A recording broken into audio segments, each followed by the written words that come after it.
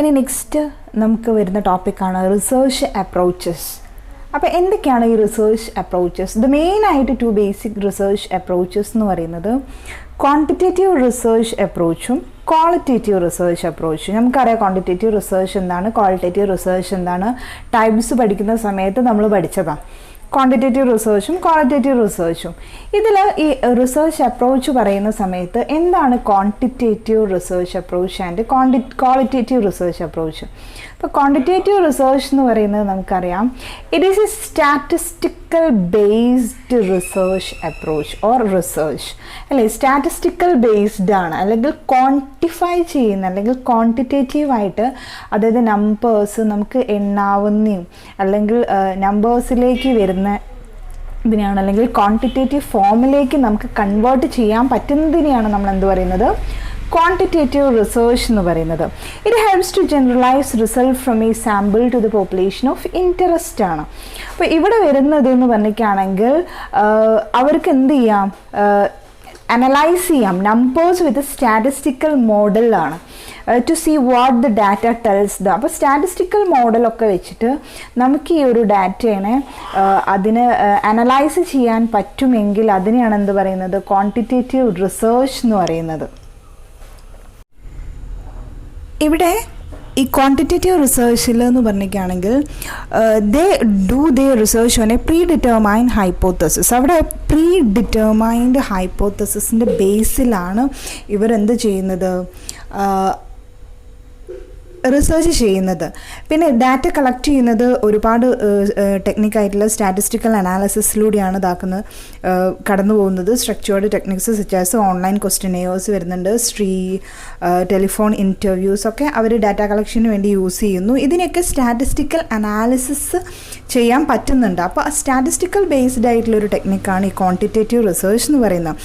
ഇതിൽ മെയിനായിട്ടും പറയേണ്ട ഒരു കാര്യം എന്ന് പറയുന്നത് it is A deductive reasoning ആണ്. ഡിഡക്റ്റീവ് റീസണിങ് എന്ന് പറഞ്ഞിരിക്കുകയാണെങ്കിൽ ഇനി നമുക്ക് നെക്സ്റ്റ് പറയാനുള്ളതാണ് ഡിഡക്റ്റീവ് ഇൻഡക്റ്റീവ് ആയിട്ടുള്ള തിയറീസിലൊക്കെ. അപ്പോൾ എന്താണ് ഈ ഡിഡക്റ്റീവ് റീസണിങ് എന്ന് പറഞ്ഞിരിക്കുകയാണെങ്കിൽ which tends to move from the general to the specific ആണ്. അപ്പോൾ ക്വാണ്ടിറ്റേറ്റീവ് റിസർച്ച് എപ്പോഴും ജനറലിൽ നിന്ന് സ്പെസിഫിക് ആയിട്ട്, ക്വാണ്ടിറ്റേറ്റീവ് റിസർച്ച് എന്ന് പറയുമ്പോൾ ജനറലിൽ നിന്ന് സ്പെസിഫിക് ആയിട്ട്. അപ്പോൾ ജനറൽ എന്ന് പറയുമ്പോൾ നമുക്ക് അറിയാം, ഇപ്പോൾ ഒരു സെൻസസ് മെത്തേഡൊക്കെ ആവുന്ന സമയത്ത്, ഇപ്പോൾ പോപ്പുലേഷനൊക്കെ നോക്കുന്ന സമയത്ത് നമുക്കറിയാം അതിന് ഒരു ജനറലായിട്ട് നമ്മൾ ഇൻഡിവിജ്വലായിട്ട് ഡാറ്റ കളക്ട് ചെയ്യും. അതിപ്പോൾ ഇൻ്റർവ്യൂ ആയിരിക്കും, നേരിട്ടുള്ള സർവേ ഇൻ്റർവ്യൂ അങ്ങനെ വരുന്ന സമയത്ത് അങ്ങനെ കളക്ട് ചെയ്ത ഡാറ്റേനെ നമ്മൾ സ്പെസിഫിക് ആയിട്ട് ഒരു കൺക്ലൂഷനിലേക്ക് എത്തിച്ചേരും. അതിനെയാണ് നമ്മൾ എന്ത് പറയുന്നത്, deductive reasoning or it refers to as a top down അപ്രോച്ചാണ്. അപ്പോൾ ക്വാണ്ടിറ്റേറ്റീവ് റിസർച്ച് എന്ന് പറയുമ്പോൾ അതൊരു ഡിഡക്റ്റീവ് റീസണിങ് ആണ്, general to the specific or top down approach. Next വരുന്നത് ക്വാളിറ്റേറ്റീവ് റിസർച്ച് ആണ്. എന്താണ് ഈ ക്വാളിറ്റേറ്റീവ് റിസർച്ച്? ആ പേര് തന്നെ ഉണ്ട്. നമുക്ക് സ്റ്റാറ്റിസ്റ്റിക്കൽ മോഡൽസിലേക്ക് അല്ലെങ്കിൽ അനലൈസ് ചെയ്യാൻ പറ്റാത്തതിനെയാണ് നമ്മൾ എന്ത് പറയുന്നത്, അല്ലെങ്കിൽ ഒരു ക്വാണ്ടിറ്റേറ്റീവ് ഫോമിലേക്ക് മാറ്റാൻ പറ്റാത്തതിനെയാണ് നമ്മൾ ക്വാളിറ്റേറ്റീവ് റിസർച്ച് എന്ന് പറയുന്നത്. അപ്പോൾ it is A description based ആയിട്ടുള്ളൊരു റിസർച്ചാണ്. കൂടുതലും നമ്മൾ വരുന്നത് ഹ്യൂമൻ ബിഹേവിയർ, എക്സ്പീരിയൻസ്, അങ്ങനെ ബിലീഫ്, ബിഹേവിയേഴ്സ്, ഇമോഷൻസ്, ഇതൊക്കെ നോക്കാൻ വേണ്ടിയിട്ടാണ് നമ്മൾ ക്വാളിറ്റേറ്റീവ് റിസർച്ച് നമ്മൾ കൂടുതലായിട്ടും യൂസ് ചെയ്യുന്നത്. അപ്പോൾ ഇതിലെന്ന് പറഞ്ഞിരിക്കുകയാണെങ്കിൽ ക്വാളിറ്റേറ്റീവ് മെത്തേഡ്സ് ആണ്, അനലൈസ് ത്രൂ ക്വാളിറ്റേറ്റീവ് മെത്തേഡ്സ് ആണ് ക്വാളിറ്റേറ്റീവ് റിസർച്ചിൽ വരുന്നത്. ക്വാണ്ടിറ്റേറ്റീവ് റിസർച്ച് പറഞ്ഞതുപോലെ തന്നെ ഇതൊരു പ്രീ ഡിറ്റർമൈൻഡ് ഹൈപ്പോത്തസിസിൻ്റെ ബേസിൽ അല്ല അവരെന്ത് ചെയ്യുന്നത്, റിസർച്ച് ചെയ്യുന്നത്. ഒരു പ്രീ ഡിറ്റർമൈൻഡ് ആയിട്ടുള്ള ഹൈപ്പോത്തസിസ് ഉണ്ടാവില്ല. ക്വാണ്ടിറ്റേറ്റീവ് ആവുന്ന സമയത്ത് അവിടെ ഒരു പ്രീ ഡിറ്റർമൈൻഡ് ഹൈപ്പോത്തസിസ് ഉണ്ടായിരിക്കും. ആദ്യം ഹൈപ്പോത്തസിസ് സെറ്റ് ചെയ്തിട്ടാണ് അവർ റിസർച്ച് ചെയ്യുന്നത്. ഇവിടെ ക്വാളിറ്റേറ്റീവ് റിസർച്ചേഴ്സ് എന്ത് ചെയ്യുന്നില്ല, അവർ ഈ ഒരു ക്വാളിറ്റേറ്റീവ് റിസർച്ചിൻ്റെ ബേസ് എന്ന് പറയുന്നത് അവരൊരു പ്രീ ഡിറ്റർമൈൻഡ് ഹൈപ്പോത്തസിസിൻ്റെ ബേസിലല്ല. ഇനി ക്വാളിറ്റേറ്റീവ് റിസർച്ച് എന്ന് പറയുമ്പം നമ്മൾ ക്വാണ്ടിറ്റേറ്റീവ് ഡിഡക്റ്റീവ് ആയിരുന്നു. അങ്ങനെയാണെങ്കിൽ ക്വാളിറ്റേറ്റീവ് എന്ന് പറയുന്നത് ഇൻഡക്റ്റീവാണ്, അതായത് സ്പെസിഫിക്കിൽ നിന്നും ജനറലിലേക്ക് പോകുന്ന, അല്ലെങ്കിൽ ബോട്ടം അപ്പാണ്, താഴേന്ന് മുകളിലേക്ക്. അപ്പോൾ അങ്ങനെ വരുന്ന ആ ഒരു അപ്രോച്ചാണ് എന്ത്, ക്വാളിറ്റേറ്റീവ് റിസർച്ചിൽ വരുന്നത്. ഇപ്പോൾ ക്വാളിറ്റേറ്റീവ് റിസർച്ച് എന്ന് പറഞ്ഞിരിക്കുകയാണെങ്കിൽ എപ്പോഴും ഇൻവോൾവ് ചെയ്യുന്നത് സ്മോൾ നമ്പർ ഓഫ് പാർട്ടിസിപ്പൻസ് ആയിരിക്കും. കാരണം ബിഹേവിയേഴ്സ്, ആറ്റിറ്റ്യൂഡ്സ് ഇതൊക്കെ അറിയാൻ വേണ്ടിയിട്ട് നമ്മൾ സ്മോൾ നമ്പർ ഓഫ് പാർട്ടിസിപ്പൻസിനെ അതിലെന്ത് ചെയ്യുള്ളൂ, കൂടുതലായിട്ട് നമ്മൾ നോക്കുള്ളൂ. അതെന്തുകൊണ്ടാണെന്ന് പറഞ്ഞിരിക്കുകയാണെങ്കിൽ ഇൻഡെപ്ത് ഇൻ്റർവ്യൂസും അതുപോലെ തന്നെ ടൈം, അല്ലെങ്കിൽ അത് ലേബർ ഇൻറ്റൻസീവാണ്. അതുകൊണ്ടൊക്കെയാണ് ലാർജ് നമ്പർ ഓഫ് പീപ്പിൾ ഒരിക്കലും നമ്മൾ എന്ത് ചെയ്യുന്നില്ല, ക്വാളിറ്റേറ്റീവ് ഇതിലേക്ക് വരുന്നില്ല, റിസർച്ചിലേക്ക്.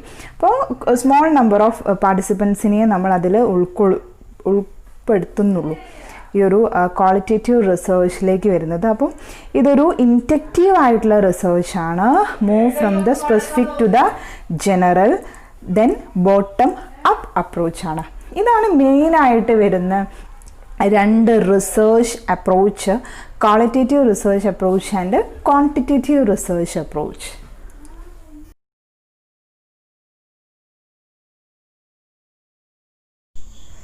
ക്വാളിറ്റേറ്റീവ് റിസർച്ച് അപ്രോച്ച് അല്ലെങ്കിൽ ക്വാണ്ടിറ്റേറ്റീവ് റിസർച്ച് അപ്രോച്ച്, അതുപോലെ തന്നെ മൂന്നാമതായിട്ട് ഒരു ഇമ്പോർട്ടൻ്റ് ആയിട്ട് വരുന്ന ഒരു റിസർച്ച് അപ്രോച്ചിൽ വരുന്ന ഒരു പ്രധാനപ്പെട്ട ഒരു ഭാഗം തന്നെയാണ് പ്രാഗ്മാറ്റിക് അപ്രോച്ച് എന്ന് പറയുന്നത്. പ്രാഗ്മാറ്റിക് അപ്രോച്ച് എന്ന് പറഞ്ഞിരിക്കുകയാണെങ്കിൽ മിക്സഡ് മെത്തേഡ്സ് ആണ്. ആ പേരിൽ തന്നെ ഉണ്ട് എന്താണ് ഈ പ്രാഗ്മാറ്റിക് അപ്രോച്ച് എന്ന് പറയുന്നത്. അപ്പോൾ നമ്മളിപ്പോൾ പറഞ്ഞ രണ്ട് അപ്രോച്ചസ് എന്ന് പറയുന്നത് ഒന്ന് ക്വാണ്ടിറ്റേറ്റീവും ഒന്ന് ക്വാളിറ്റേറ്റീവും ആണ്.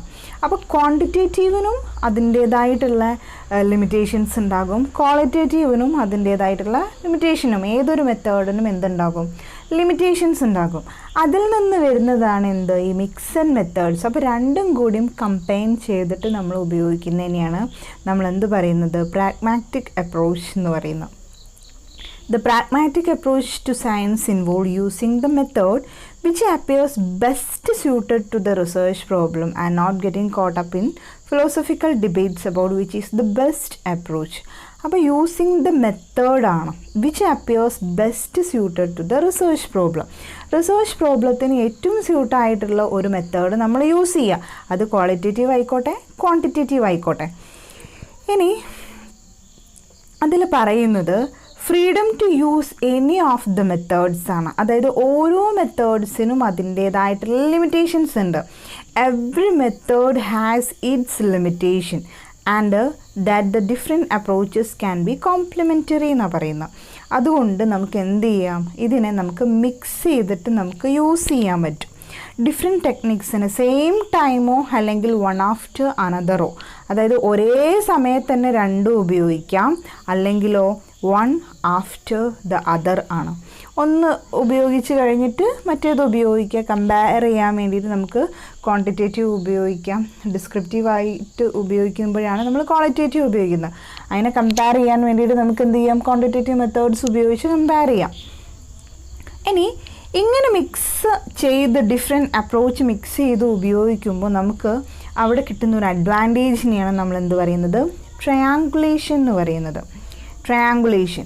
ഇപ്പോൾ what is triangulation? Triangulation is A common feature of mixed മെത്തേഡാണ്. മിക്സഡ് മെത്തേഡ് എന്ന് പറയുമ്പം നമുക്ക് ഇപ്പോൾ മെത്തേഡ് 1, മെത്തേഡ് 2 രണ്ട് മെത്തേഡും കൂടി മിക്സ് ചെയ്യുന്ന സമയത്ത് രണ്ടും കൂടി മിക്സ് ചെയ്തിട്ടാണ് നമ്മൾ എന്ത് ചെയ്യുന്നത്, ഒരു കൺഫർമേഷനിലേക്ക് എത്തിച്ചേരുന്നത്. അപ്പോൾ ആ ഒരു മിക്സഡ് മെത്തേഡിൽ നമുക്ക് കിട്ടുന്ന ഒരു അഡ്വാൻറ്റേജിനെയാണ് നമ്മൾ എന്ത് പറയുന്നത്, ട്രയാങ്കുലേഷൻ എന്ന് പറയുന്നത്. ദെൻ അങ്ങനെ വരുമ്പോൾ research conclusions are based on 2 methods ആണ്, ഡിഡക്ഷൻ ആൻഡ് ഇൻഡക്ഷൻ. അപ്പോൾ നമ്മൾ ഈ പ്രാഗ്മാറ്റിക് അപ്രോച്ചിലേക്ക് പോകുന്ന സമയത്ത് മിക്സഡ് മെത്തേഡ്സ് ആണ്. മിക്സഡ് മെത്തേഡ്സിൽ നമ്മൾ പറഞ്ഞു, ക്വാളിറ്റേറ്റീവ് പറയുന്ന സമയത്തും നമ്മൾ പറഞ്ഞു, ക്വാളിറ്റേറ്റീവ് എന്ന് പറഞ്ഞിരിക്കുകയാണെങ്കിൽ ഒരു സ്പെസിഫിക് എന്ന് നമ്മൾ ജനറലൈസേഷനിലേക്ക് പോകുന്നതാണ്. ക്വാണ്ടിറ്റേറ്റീവ് എന്ന് പറയുന്നത് എന്താണ്, ജനറലൈസേഷൻ അല്ലെങ്കിൽ തിയറിയിൽ നിന്ന് നമ്മൾ എന്ത് ചെയ്യാണ്, ഒരു സ്പെസിഫിക് ആയിട്ടുള്ളൊരു ഭാഗത്തേക്ക് പോകുന്നതാണ്. അങ്ങനെ വരുന്ന അപ്രോച്ചസ് ആണ് ഡിഡക്ഷൻ അപ്രോച്ചും ഇൻഡക്ഷൻ അപ്രോച്ചും. എക്സ്ട്രാ ഒരു അപ്രോച്ചും കൂടി ഉണ്ട്, അബ്ഡക്റ്റീവ് അപ്രോച്ച്. അപ്പോൾ നമുക്ക് ഇനി പഠിക്കാനുള്ളത് എന്താണ് ഡിഡക്റ്റീവ് റിസർച്ച് അപ്രോച്ച്, എന്താണ് inductive research approach and abductive research approach. First one deductive ആണ്. ഡിഡക്റ്റ് ചെയ്ത് പോവുക, കുറഞ്ഞ് വരികയാണ്. അപ്പം എന്താണ് ഈ ഡിഡക്റ്റീവ് അപ്രോച്ച് എന്ന് പറഞ്ഞിരിക്കുകയാണെങ്കിൽ ഇതിനെ നമ്മൾ വിളിക്കുന്നത് ടോപ്പ് ഡൗൺ അപ്രോച്ചാണ്, അല്ലെങ്കിൽ ഫ്രം ജനറൽ ടു സ്പെസിഫിക് ആണ്. അപ്പോൾ ഒരു ജനറലൈസ് ചെയ്യുക, ഒരു ജനറലായിട്ട് നമ്മൾ എന്ത് ചെയ്യുക, ഒരു തിയറി ഉണ്ടാക്കുകയാണ്. ഒരു തിയറീനെ പറ്റി തിങ്ക് ചെയ്തിട്ടാണ് നമ്മൾ എന്ത് ചെയ്യുന്നത്, നമ്മളുടെ ടോപ്പിക്ക് ബിഗിൻ ചെയ്യുന്നത്. അതിനെ നമ്മൾ എന്ത് ചെയ്യാണ്, അതിലൊരു മോർ സ്പെസിഫിക് ആയിട്ടുള്ള ഹൈപ്പോത്തസിസ് ഒക്കെ സെറ്റ് ചെയ്ത് നമ്മളൊരു ആ തിയറിയിൽ നിന്ന് നമ്മളൊരു കൺഫർമേഷനിൽ എത്തുക. മൊത്തം ജനറൽ ആയിട്ടുള്ളൊരു തിയറിയിൽ നിന്നും നമ്മളൊരു കൺഫർമേഷനിലേക്ക് എത്തുകയാണ്. അതിനെയാണ് ടോപ്പ് ഡൗൺ അല്ലെങ്കിൽ ഡിഡക്റ്റ് ചെയ്ത് വരികയാണ്, അല്ലെങ്കിൽ കുറഞ്ഞു വരികയാണ്, ടോപ്പിൽ നിന്ന് ഡൗണിലേക്ക് വരികയാണ്. അല്ലെങ്കിൽ ഫ്രം ജനറലിൽ നിന്ന് സ്പെസിഫിക്കിലേക്ക് വരിക. ഒരു ജനറൽ ആയിട്ടുള്ള ഒരു തിയറിയിൽ നിന്ന് നമ്മൾ ഒരു സ്പെസിഫിക് ആയിട്ടുള്ള ഒരു കൺഫർമേഷനിലേക്ക് എത്തുന്ന ഒരു തിയറീനെയാണ് നമ്മൾ എന്ത് പറയുന്നത്, ഡിഡക്റ്റീവ് റീസണിങ് അല്ലെങ്കിൽ ഡിഡക്ഷൻ അപ്രോച്ച് എന്ന് പറയുന്നത്. ഇതിൽ നോക്കിയാൽ നിങ്ങൾക്ക് കാണാം, ഒരു തിയറി ഉണ്ടാവും. ആ തിയറിയിൽ നിന്ന് നമ്മൾ എന്ത് ചെയ്യാണ്, നമ്മളുടെ ടോപ്പിക് റിലേറ്റഡ് ആയിട്ടുള്ള ഒരു ഹൈപ്പോത്തസിസ് സെറ്റ് ചെയ്യുന്നു, അത് ഒബ്സർവ് ചെയ്യുന്നു, അതിൻ്റെ ബേസിൽ നമ്മൾ എന്ത് ചെയ്യാണ്, ഒരു കൺഫർമേഷനിലേക്ക് എത്തുന്നു. ഇതിനെയാണ് നമ്മൾ എന്ത് പറയുന്നത്, ഡിഡക്റ്റീവ്. അതായത് തിയറിയിൽ നിന്നും നമ്മൾ കൺഫർമേഷനിലേക്ക് എത്തിച്ചേരുന്ന ആ ഒരു പ്രോസസ്സിനെയാണ് ഡിഡക്റ്റീവ് അപ്രോച്ച് എന്ന് പറയുന്നത്. ഇതിൻ്റെ നേരെ ഓപ്പോസിറ്റാണ് ഇൻഡക്റ്റീവ് റീസണിങ് അല്ലെങ്കിൽ ഇൻഡക്റ്റീവ് അപ്രോച്ച് എന്ന് പറയും, ഇൻഡക്ഷൻ തിയറി എന്ന് പറയുന്നത്. എന്തായിരിക്കും, നമ്മൾ എന്താ ചെയ്യുന്നത്, ഓരോ ഇൻഡിവിജ്വൽ കേസ് എടുക്കുകയാണ്. ഇൻഡിവിജ്വൽ കേസ് എടുത്ത് പഠിച്ചിട്ട് നമ്മൾ അതിനെ ജനറലൈസ് ചെയ്യുകയാണ്. ഓരോ ഇൻഡിവിജ്വൽ കേസ് എടുത്തിട്ട് തൊട്ട് മുമ്പേ പറഞ്ഞത് എന്താ, ഒരു ജനറൽ തിയറി എടുത്തിട്ട് ഹൈപ്പോത്തസിസ് സെറ്റ് ചെയ്തിട്ട് നമ്മൾ എന്ത് ചെയ്യുന്നു, ഒരു കൺഫർമേഷനിലേക്ക് എത്തുന്നു. ഇത് നേരെ ഓപ്പോസിറ്റാണ്. ഇൻഡിവിജ്വൽ കേസ് എടുക്കുക. അപ്പോൾ ഫോർ എക്സാമ്പിൾ പറയുകയാണെങ്കിൽ ഒരു സെൻസസ് ഒക്കെ ആണെന്ന് വിചാരിച്ചോളൂ. അപ്പോൾ സെൻസസ് ഒക്കെ ആവുന്ന സമയത്ത് എന്താ സംഭവം, നമ്മൾ ഓരോ ഇൻഡിവിജ്വൽ കേസും എടുത്തിട്ട് നമ്മൾ എന്ത് ചെയ്യുകയാണ്, ഒരു ജനറലൈസേഷനിലേക്ക് എത്തുകയാണ്. അപ്പോൾ സ്പെസിഫിക് ഒബ്സർവേഷൻ ടു ബ്രോഡർ ജനറലൈസേഷനാണ് ഏത്, ഇൻഡക്റ്റ് ചെയ്ത് വരികയാണ്. And sometimes call this A bottom up ആണ്. ബോട്ടത്തിൽ നിന്ന് അപ്പിലേക്ക്, നേരത്തേത് ടോപ്പ് ഡൗൺ ആണ്, ഇത് ബോട്ടം അപ്പ് അപ്രോച്ചാണ്. അപ്പോൾ എന്താ ചെയ്യുന്നത്, ഒരു സ്പെസിഫിക് ആയിട്ടുള്ള ഒബ്സർവേഷന് നമ്മൾ എന്ത് ചെയ്യുകയാണ്, ഒരു ജനറൽ കൺക്ലൂഷനിലേക്കോ അല്ലെങ്കിൽ തിയറിയിലേക്കോ അല്ലെങ്കിൽ ഒരു ജനറലൈസേഷനിലേക്കോ എത്തിച്ചേരുന്നതിനെയാണ് എന്ത് പറയുന്നത്, inductive reasoning or inductive approach എന്ന് പറയുന്നത്. ഒബ്സർവേഷനിൽ നിന്നും നമ്മൾ എവിടേക്ക് എത്തുന്നു, തിയറിയിലേക്ക് എത്തിച്ചേരുന്നു. ഇനി അതിൽ വരുന്നതാണ് അബ്ഡക്റ്റീവ് റിസർച്ച് അപ്രോച്ച് എന്ന് പറയുന്നത്. എന്താണ് ഈ അബ്ഡക്റ്റീവ് റിസർച്ച് അപ്രോച്ച്? ഒരു നമ്മൾ സാധാരണ രീതിയിൽ പറയുന്ന സമയത്ത് അബ്ഡക്റ്റീവ് എന്ന് പറയുന്നത് the research process is devoted to explanation of incomplete observations, surprising facts or puzzles specified at the beginning of the study ആണ്. ഇവിടെ വരുന്നത് referred to as a deductive approach is to set address weakness associated with the deductive and the inductive approach. അപ്പോൾ inductive അപ്രോച്ചും deductive അപ്രോച്ചും രണ്ട് അപ്രോച്ചസിനും എന്തുണ്ടാകും, weakness ഉണ്ടാകും. സാധാരണ രീതിയിൽ നമ്മൾ പറയുന്നത് എന്താണെന്ന് പറഞ്ഞിരിക്കുകയാണെങ്കിൽ ഡിഡക്റ്റീവ് റീസണിങ് എപ്പോഴും ക്രിട്ടിസൈസ് ചെയ്യുന്നത്, അതായത് ഡിഡക്റ്റീവ് എന്ന് പറഞ്ഞാൽ എന്താ, ജനറലിൽ നിന്ന് സ്പെസിഫിക്കിലേക്ക് വരുമ്പോൾ അവിടെ വരുന്നത് ഒരു clarity in terms of how to select theory to be tested we are formulating hypothesis. അവിടെ നമുക്കൊരു ക്ലാരിറ്റി കിട്ടുന്നില്ല എന്നുള്ളൊരു ഒരു ക്രിറ്റിസിസം നമുക്കവിടെ കേൾക്കാം. ഇനി ഇൻഡക്റ്റീവ് റീസണിങ്ങിലാണെങ്കിൽ അവിടെ പറയുന്നത് എന്താണെന്ന് പറഞ്ഞിരിക്കുകയാണെങ്കിൽ no amount of empirical data will necessarily enable theory building എന്നാണ്. ഒരു എംപിരിക്കൽ ഡാറ്റ എവിടെ ഇല്ല, ഇൻഡക്റ്റീവ് റീസണിങ്ങിൽ ഇല്ല എന്നാണ് അവിടെ ക്രിട്ടിസൈസ് ചെയ്യുന്നത്. ഈ രണ്ടിൻ്റെയും ഈ ലാക്ക് ഓഫ് എന്താ പറയുക ക്ലാരിറ്റി അല്ലെങ്കിൽ അതിൻ്റെ വീക്ക്നെസ് എന്ന് വരുന്ന പുതിയൊരു അപ്രോച്ചാണ് ഏത്, അബ്ഡക്റ്റീവ് റിസർച്ച് അപ്രോച്ച് എന്ന് പറയുന്നത്.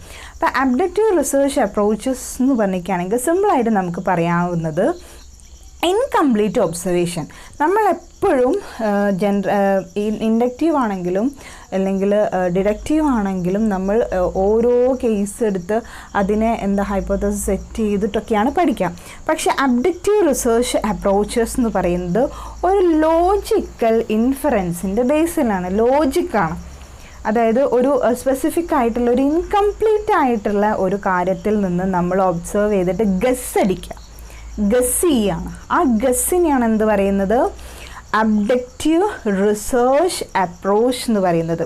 അതായത് best explanation among many alternative in order to explain surprising facts or puzzles identified at the start of research process.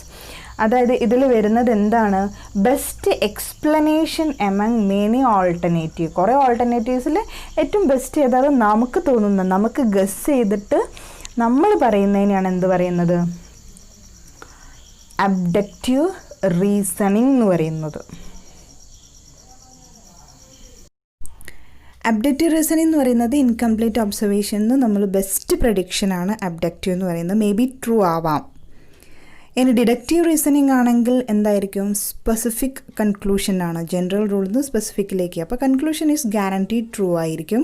Inductive reasoning എന്ന് പറയുന്നത് സ്പെസിഫിക്കിൽ നിന്നും ജനറലിലേക്കാണ്. Conclusion is probably true. And abductive logic എന്ന് പറയുന്നതും ഒരു ബെസ്റ്റ് ഗസ് ആയിരിക്കും.